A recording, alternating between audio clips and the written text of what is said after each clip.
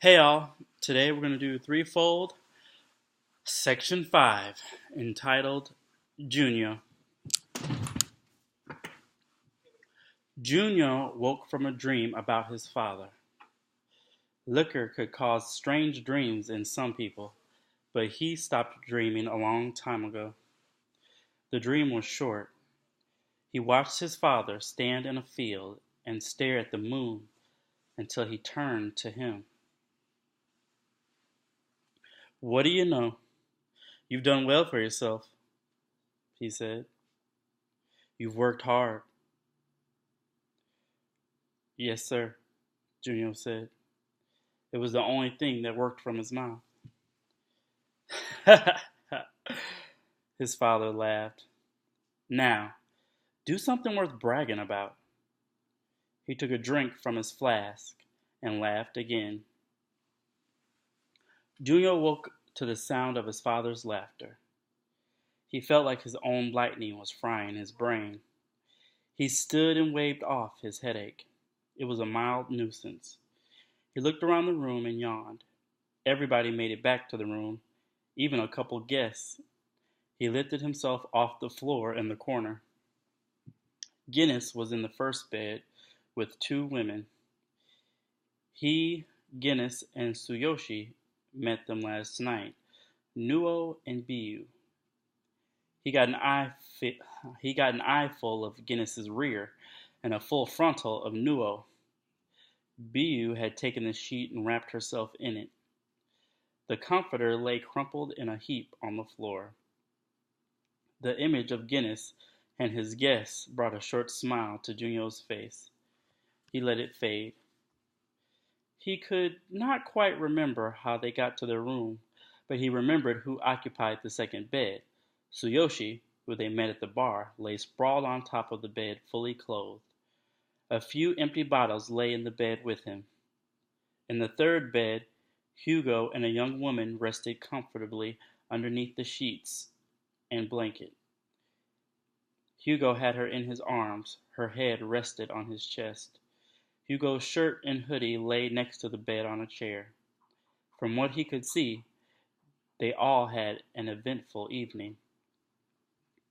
Junyo left the room by opening the balcony doors and stepping out onto the balcony.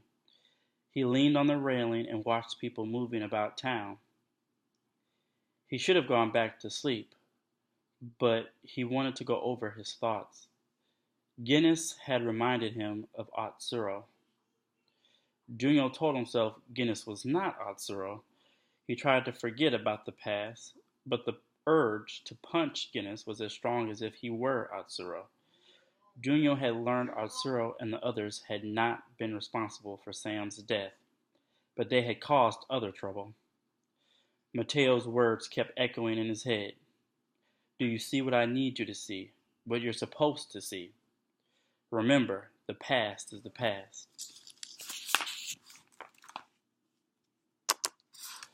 When Guinness expressed rage toward Mateo, held vengeance in his eyes, Junyo saw that Guinness was not himself.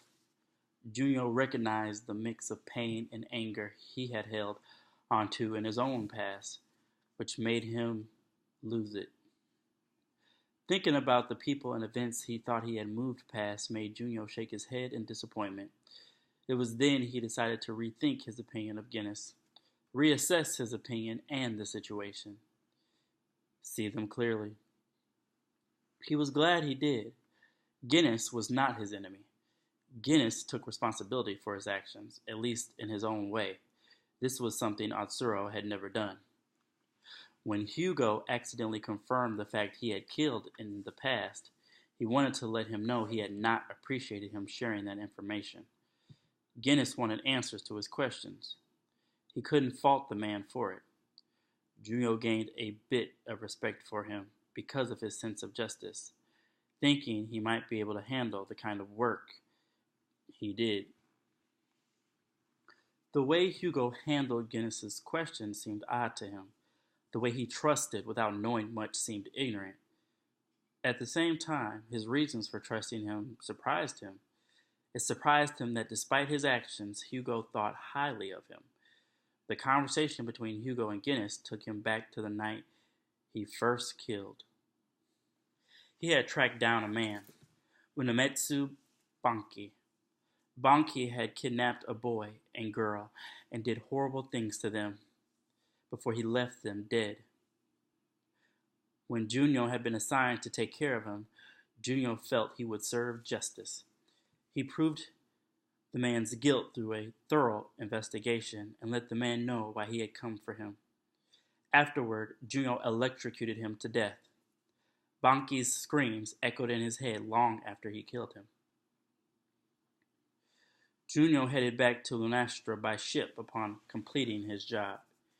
He met a young woman named Desiree for the first time. Back then, his anger and pain was always fresh on his mind. Back then, he always directed that anger and pain at himself. He wanted people to pay for their crimes. He could not believe he had taken a life, especially when he failed to take the lives of Atsuro, Daisuke, and Satoshi. Akura stopped him, but she had not been able to stop him from leaving. She would not stop him now. He shot lightning off into the sky, trying to rid himself of the rage, even though his completed assignment and its end result satisfied him. Desiree came to his side and took his hand in hers.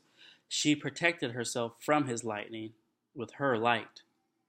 He felt the warmth of her light. He took his lightning under control and prevented its continued traversal across his body. The captain says, "If you don't quit this nonsense, she's going to throw you off the ship," she said. Junyo took his hand from hers while he stared out across the sea.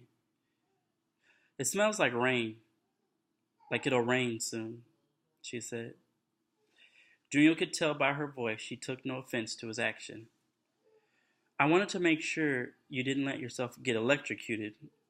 He nodded without giving her his attention. "Anger is all-consuming for someone like you," she said. "Your electro-energy mirrors your emotions. Reacting in this way allows your emotions to control you. Let go of your anger. Better yet, use it. Do something constructive with it. Then, it'll be a thing of the past." After she spoke, she stayed beside him. He never said a word to her, but she stayed at his side until her captain sent for her. He took her advice. He felt it had been a good piece of advice. Since that night, it had served him well. He decided to bring people to justice, dead or alive. Most people could not handle his reality. However, with Guinness and Hugo, he began to realize some could. All right, y'all, that was part 1 of section 5. Tomorrow we'll do part 2. Thanks for listening. Hope you enjoyed it. Good night.